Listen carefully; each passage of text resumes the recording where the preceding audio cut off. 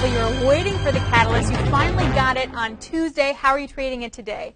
I always talk about Apple because it provides so much opportunity for the trader, the swing trader, the investor. So when it starts to go, you want to get excited. You know, we've talked about maneuvering the ranges for 1 to 3 days based on the pattern, but now it finally feels like momentum's going to come in and take this to new highs. I want to show you on a macro level what Apple sometimes has to go through.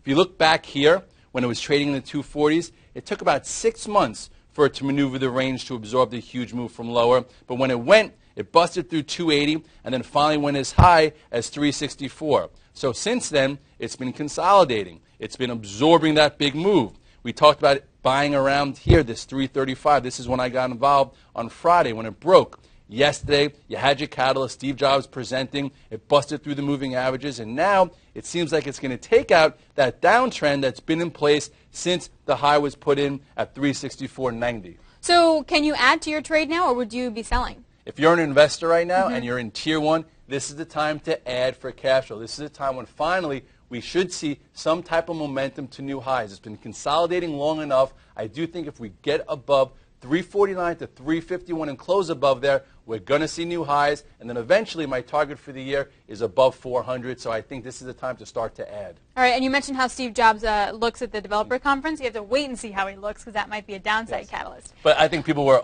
not expecting that. Right, so it was. very true. I heard that yesterday. Even I was like, oh my goodness, buy. He's going to be presenting. So that was